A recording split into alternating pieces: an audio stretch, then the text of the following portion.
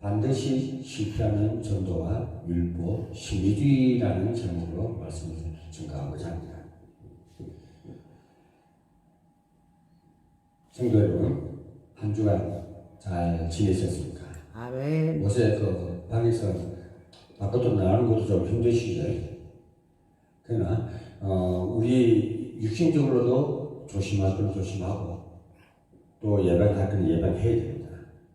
그래서 우리는 이 어려운 환경적 사건과 사고들이 빨리 끊어지도록 주님께 기도할 수밖에 없습니다.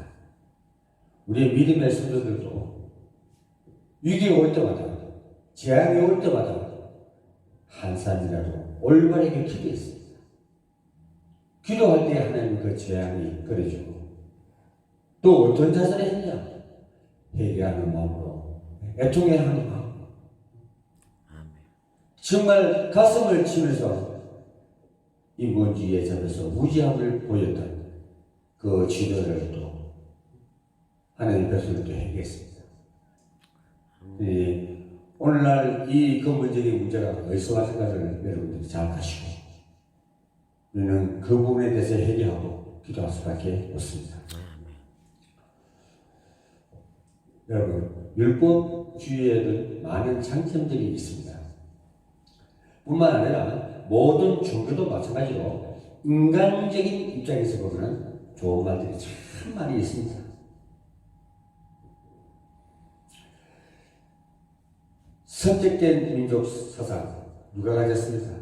이 선민 사상을 유대인들이 가졌습니다. 그 유대인들을 보면 규모도 있고 예절도 바르고 도덕도 있지만 그것 또한 종교성입니다. 특히 선민 사상을 가진 유대인들의 성공과 실패, 각 종교 단체의 성공도 있지만 지속되지 않고 결국은 실패하고 말았습니다. 왜냐하면 인간적인 면에서는 참 좋은 말들이 많지만 거기는 진리가 없고 또 구원이 없기 때문에 생명이 없기 때문에 맥이 끊어지니까 실패하고 마는 것입니다. 거기가 한계라는 것을 우리가 볼 수가 있습니다. 그리고 율법주의에는 엄청난 또 단점들이 있습니다. 사도행전 4장 12절에 보면 구원을 얻을 수가 없다. 이건 무슨 말이냐? 죄는 드러내지만 해결책이 없다는 것입니다. 복음은 구원의 문제도 있지만 문제 해결의 답이 있다는 것입니다. 문제에 대한 답이 있기 때문에 구원이 이른다는 것입니다. 여러분 잘 아시다시피 지금 이런 문제들이 일어났지. 이것을 해결하지 못하면 실패하고 맙니다. 이것이 율법과 어떤 종교가 다른 점이 바로 기독교입니다.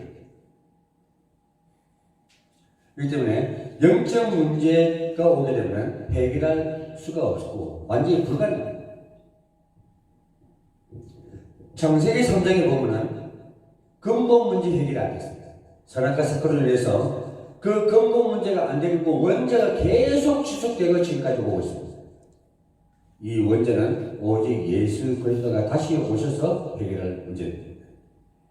그렇기 때문에 지금 우리가 자범죄를 벌이면서도 안 되고 또 현재 우리가 개인과 가정과 가문의 문제가 해결되어야 됩니다.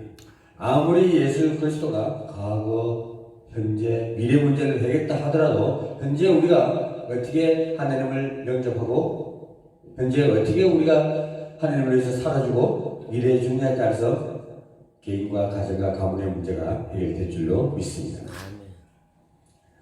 창세기 6장에서는 뭐가 일어났습니까? 혼인문란, 성적 타락, 또 동성애 각가지 타락을 보여줬습니다. 그러니까 홍수심판이 났죠. 이것이 바로 오늘날 사회의 가정 문제입니다. 또 정치적인 문제입니다. 또 문화의 문제가 오늘날 일어나고 있다는 사실입니다. 창세기 11장에서는 바벨탑 사건이 나옵니다. 이 바벨탑 사건은 뭐냐? 원인은 인본주의입니다. 내가 하나님같이 높아지려고 쌓다 보니까 꼭 바벨탑만 탑이 아니냐? 내가 갖고 있는 권력의 야욕, 그 뭐 제일 한 9급 공무원 정도 되면은 1급 공무원으로 가야 되겠다. 그거 하다 보니까 아우 국회의원도 한번 해봐야 되겠다. 장관도 해봐야 되겠다. 이거 막 국무총리도 하고, 총리 하니까 또 대통령도 한번 해봐야 되겠다. 제일 끝이요. 대통령 딱 하게 되면은 더 올라갈 길이 없습니다. 거기까지가 바벨탑이다. 인간의 야망과 욕망은 끊어지질 못합니다. 우리가 그 어릴 때의 목적도 다 있죠. 그 중학교 가니까 또 달라지죠. 고등학교 가면 또 달라져요. 대학에 가면 또 전공이 달라지니까 또 달라져요. 그와 마찬가지로 인간의 그 목적과 목표, 서비스 되는 데는 시줄 모르고 그 정상 내에서 탑으로 가려고 노력을 하고 있습니다. 마태복음 20장, 27장, 25절에서는 완전히 성공한 후에 완전히 실패합니다. 아무리 정치적으로 큰 권력을 가지고 경제적으로 큰 총수가 되고 경제 재계 진짜 재벌가가 되고 결국은 실패하고 만다는 것입니다. 네, 영적 문제 해결을 안 했기 때문에 언젠가는 비참하게 실패하게 맙니다. 오늘날 90% 이상이 전도가 성공하지 못하는 이유가 있습니다. 우리가 갖고 있는 사상을 깨주지 못합니다. 이 말씀도 또 율법적이고, 그러다 보니까 치유가 안 되니까 상처투성이, 이 상처가 치유가 되는데 치유가 안 되니까 전도자들이 나가서 문제 일으키고 사고치고, 또 목회자가 치유 안 되면 바른 소리가 안 들어옵니다. 철저하게 인본주의적인 설교를 할 수밖에 없습니다. 그래서 복음, 이 전도라는 것은 내가 하는 것이 아니고 되어지는 것입니다. 오늘 시몬 베드로가 나오잖아요. 바울이 나옵니다. 사울이 눈이 멀어졌죠. 예수 믿는 사람 핍박하고 막 하던 사람이었잖아요. 그런데 누굴 통해서 보냅니까? 베드로를 통해서 바울을 만나게 돼요. 그러니까 따라가라야죠. 거기서 치료하면 됩니다. 눈을 뜨게 하면 됩니다. 그런데 왜 따라왔나? 그 순종하는 걸 보는 거예요. 왜 나만 장모를 신랑 못에 가서 7번 담갔다 나오라 했어? 바로 고치면 됩니다. 그게 믿음을 보는 것이고 순종을 보는 것입니다. 그러나 불신자나 초신자, 심지어 신학자까지도 이 부분을 볼 수가 없습니다. 그 이유는 우선적으로 성경과 이치와 삶에 맞기 때문입니다. 왜냐하면 율법적인 사람은 율법적으로 사는 사람이잖아요. 그것은 지하고 맞기 때문에 그렇게 가는 겁니다. 근데 복음적인 사람은 또 복음적인 삶으로 연결시켜서 가는 것입니다. 그러나 본인의 영적 문제는 해결하지 않습니다. 왜냐하면 율법은 해결할 방법이 없기 때문입니다. 실제로 전도의 참 열매는 일어나지 않습니다. 물론 전도했다가도 실패합니다. 왜? 바로 복음에 들어가지 않으니까 힘이 없어지니까 조금만 환란이 오고 갈급하면 회복이 되어 있습니다. 그러니 전도자 자신이 체험되고 또 증거되고 말씀으로 성취가 되어져야 되는데 안 되더라는 것입니다. 반대로 우리가 전도 현장에서 성취감을 우리는 느낄 수가 있습니다. 이 부분이 되어지면 전도하는데 성취감을 느낄 수가 있다는 겁니다. 지음속기, 나의 전도, 나의 신앙, 나의 성경과 나의 신학을 점검하지 않으면 실패하게 됩니다. 여러분들이 이런 사람들이 점점 많아진다는 것을 감을 잡아야 합니다. 어디에? 감사를 잃어버리고 불신앙에 빠지고 사상에 빠지고 불순종하고 이런 사람들이 교회 안뿐만 아니라 바깥으로 많다.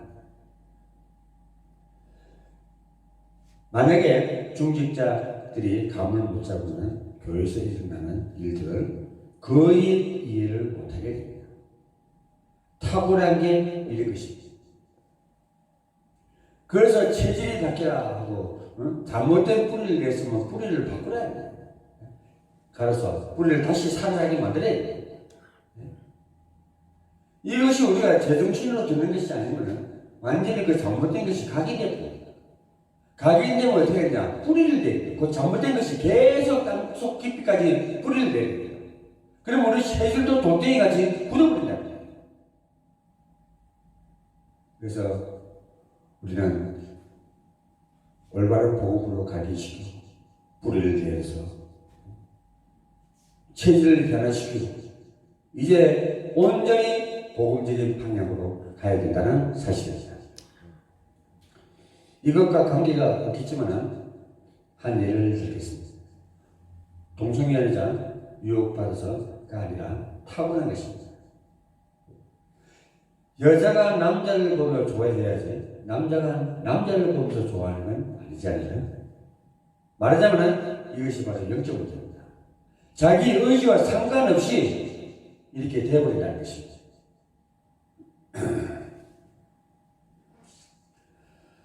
정말 여러분, 동성애 하는 사람들에게 한번 저희가 물어보는 수가 있었습니다.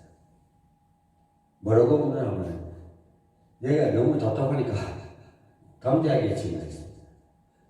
뭐가 잘못됐느냐? 간음을 했냐?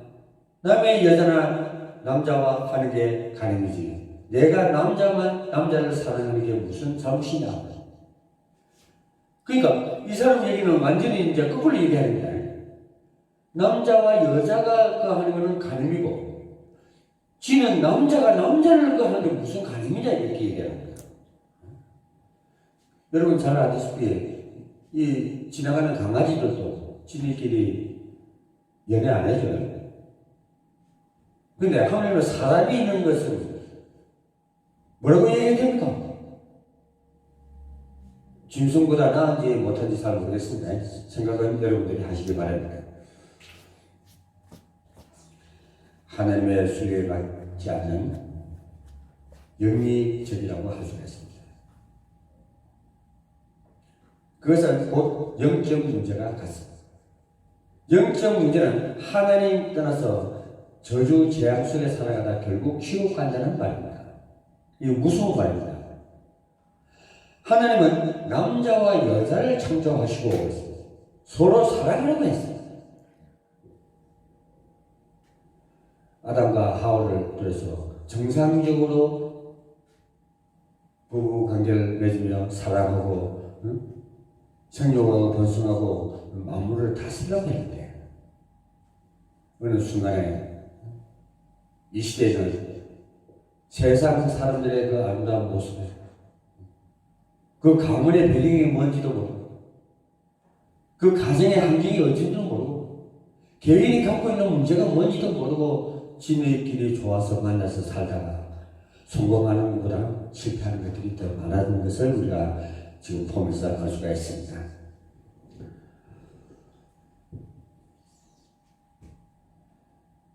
만약에 잘못된 만남을 계속 하다 보면 우리는 손해를 봅니다. 손해를 보는 정도가 아니라 비참하게 실패하고 가는 겁니다. 이 영적 문제는 내가 하고 싶다 안 하고 싶다 해서 되어지는 것이 아닙니다. 영적 문제는 내 의지와 상관없이 오게 돼요. 이런 사람들이 사실상 갈 데가 없으니까 교회를 옵니다. 왜? 고통스러워. 보지 못할 거 보고 또 체험하지 못할 거 체험하고 그냥 무속인들이 오는 게 무빙이죠. 원인도 모르는 병에 시달리다가 결국은 그 길로 가게 됩니다. 그러니까 사람들이 견디다 못해 교회로 오시면 교회에서 해결되면 되는데 안 되니까 방황하게 되는 것입니다.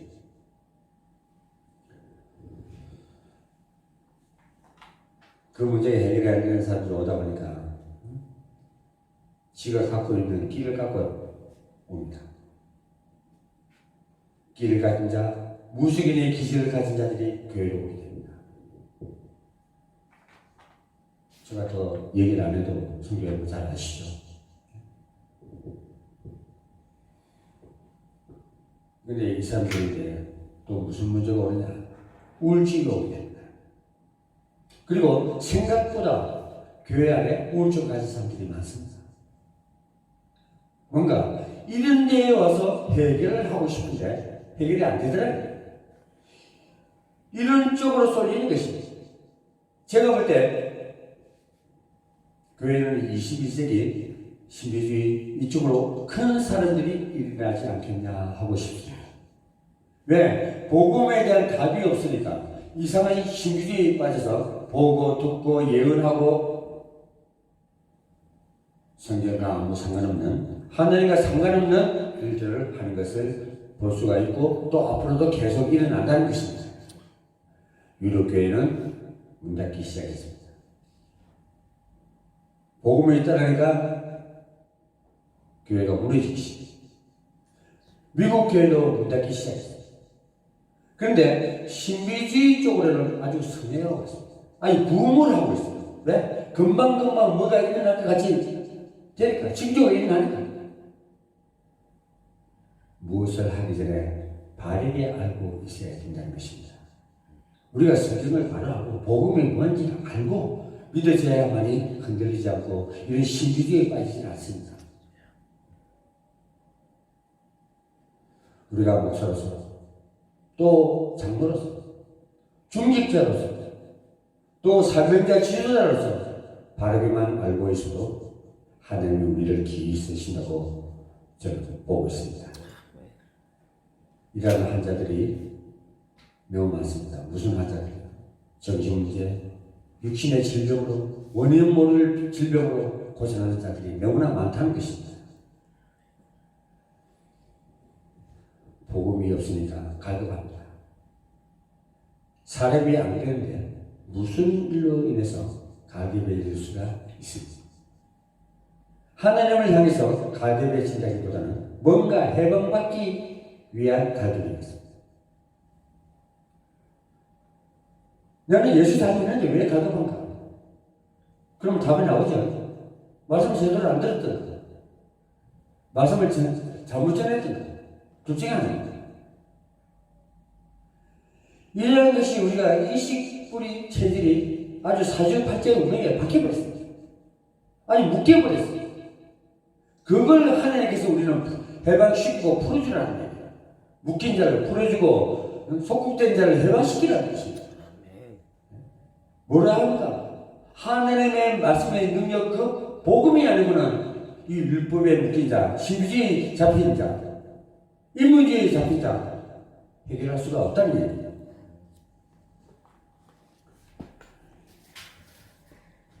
문제 해결이 안 되니까 자살하는 사람도 있지만 신비주의 쪽으로 택하게 됩니다. 이것이 이스라엘 민족이 한탄 절규의 소리입니다.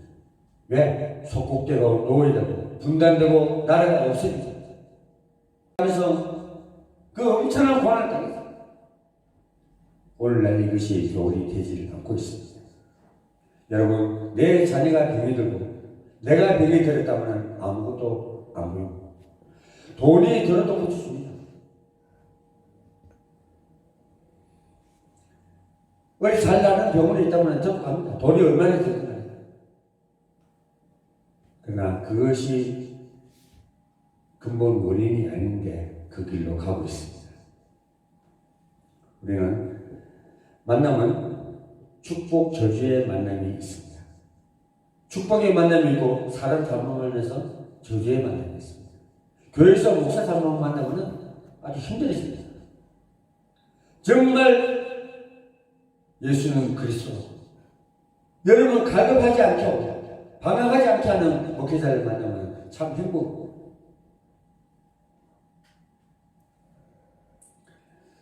사람은 누구에게나 이런 찬스들을 경험하게 됩니다. 불행도 경험하게 되고 축복도 경험하게 됩니다. 그런데 사람들은 그 복이 찬스가 3번 온다고 하죠. 심리학자가 그렇게 했는데 아주 어릴 때와 청년기 때에 또 여자로 남자로 말하면 갱년기 중에 온다. 굴곡이 심할 때가 이 어릴 때, 청소년 때, 그 사춘기 때 있잖아요. 굉장히 혼란이 많이 오잖아요. 그리고 여자는 갱년기 때, 남자도 마찬가지입니다. 나이가 들어서 그 순간 넘어가는 시기에 그때 이런 우울증도 많이 오고 이상한 경험을 하게 되고 그러게 됩니다. 귀신 얘기를 들으려고 옹기종기 모여듣는 아이들이 있잖아요. 그런 얘기가 재미고 무섭고 또 듣고 나면 귀신이 따라오는 것 같고 그런 아이들이 지금도 있습니다.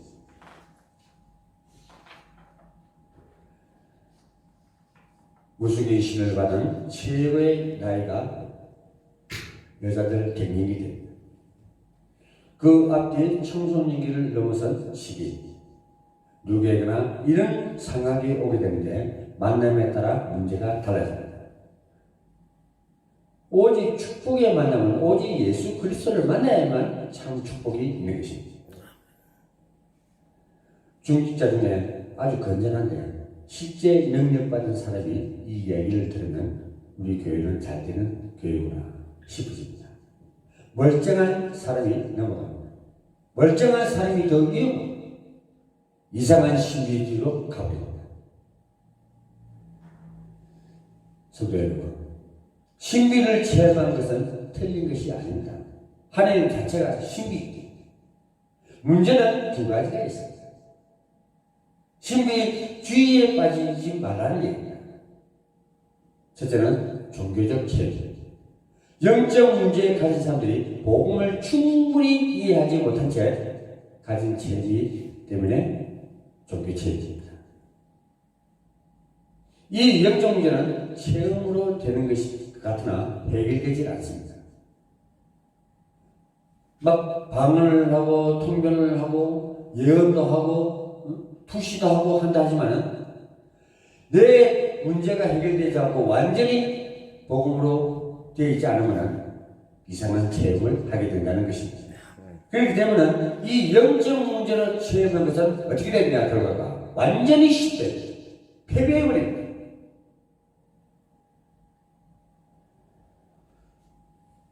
우리는 그리스도의 비밀인 복음 외에는 해결되지 않는다는 사실을 믿으시길 바랍니다. 사실상 복음과는 완전히 단절된 곳으로 가게 됩니다. 그래서 하지 말라는 것입니다. 무당, 역술이, 신비주의, 사이비에 빠지게 됩니다. 왜? 중독성이 있기 때문에. 그 암흑의 단체에서는 뭘 속 시원한 지가 알고 싶은 걸 얘기해주니까 그거 완전히 빠져버리죠. 그건 마찬가지입니다. 우리가 방황하면 방황하는 원인이 그들은 알고 있기 때문에 그것을 슬쩍 건드려주면 그냥 넘어집니다. 우리는 복음으로 충분히 이해해야 됩니다.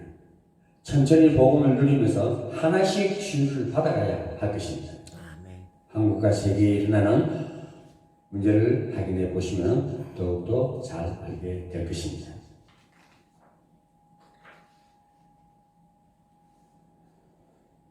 불건전한 사역이나 이단 여기서 시작되고 있습니다. 각종 이상한 단체가 생겨나는 것도 이 때문에 생겨나는 것입니다. 하나님의 안 알려주면 절대 100% 알 수 없는 것을 인간들이 알려고 하니까 좀 알아듣고 20, 30% 아는 것 같고 다 아는 것 같습니다. 심지어는 갈급한 목사도 여기에 빠져서 찾아 헤매고 있습니다. 목사님들이 강단에서 서실 때 몇 가지 참고를 하셔야 됩니다. 이 목사도 마찬가지입니다. 여기에 세 가족이 있을 수 있다는 것을 생각해야 돼요. 그리고 이분들이 서론의 문제에 시달리고 있다는 것도 우리가 생각해야 돼요. 왜? 본론 인생을 살아야 되는데 안주까지 우리 말씀이 이해가 안 되고 믿음의 확신이 없고 말씀의 확신이 없으니까 서론이 인생에 잡혀져 있습니다. 그럼 목회자는 뭘 해야 됩니까? 서론이 인생을 살아라고 하는 것이 아니라 본론 인생을 살아라고 본론을 얘기해 줘야 되고 결론을 얘기해 줘야 됩니다. 어떤 예화도 참 중요합니다. 그러나 그 예화가 우리의 삶을 바꿀 수는 없습니다. 저 같은 경우에는 성도들 눈치 안 봅니다. 서론을 길게 안 합니다. 네, 서론 얘기해봐야 본론과 연관되는 성경이 거의 찾아볼 수가 없습니다. 그렇기 때문에 여러분들 알아듣든 못 알아듣든 나는 본론만 얘기합니다. 그래서 그걸 말씀을 적용시켜서 여러분들의 본론 이상을 살아야 돼요. 결과는 언제 보느냐? 우리 주 예수 그리스도가 이 땅에 다시 오실 때 그때 결과를 볼 수가 있는 것입니다.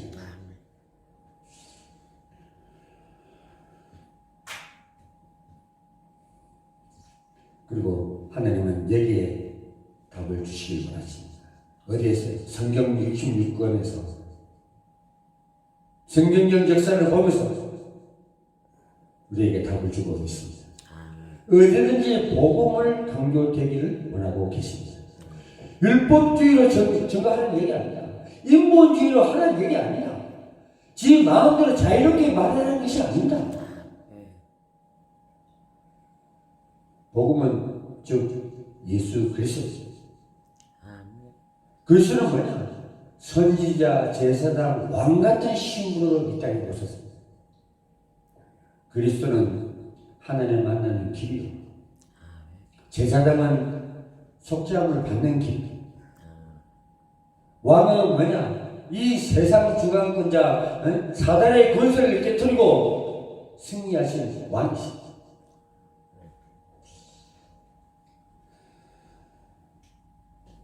사단의 전략과 영적 문제에 답을 주기 원하십니다. 그래서 이 흑암 시대를 살아가는 사람들이 실패하지 말아야 되십니다. 이 땅에 살고 있는 동안 여러분을 승리해야 됩니다. 여러분들이 지금 갈급하고 방황하고 믿음의 확신도 없고 말씀의 확신도 없다고 하나님 입장에서 얼마나 속상해요. 왜? 그러면 반드시 흑암 세력에 지기겠지. 그래서 내가 힘을 얻게 그래야만이 이 땅에서 아무리 혼란이 오더라도 우리를 승리할 수가 있습니다.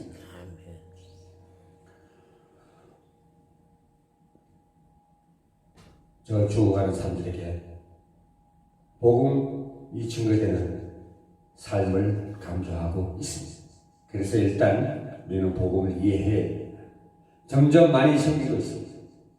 이 사람들은 점점 심해지면 다른 곳이 필요가 없습니다. 찾는 곳이라고는 비진리가 있는 곳을 찾을 수밖에 없습니다. 거기서 인생 문제의 답을 얻어요. 그래서 여러분 우리가 보통 얘기를 하죠. 사주팔자 운명이라. 너는 운명에서 못 벗어나. 천하의 인간이 운명을 바꿀 수가 있어.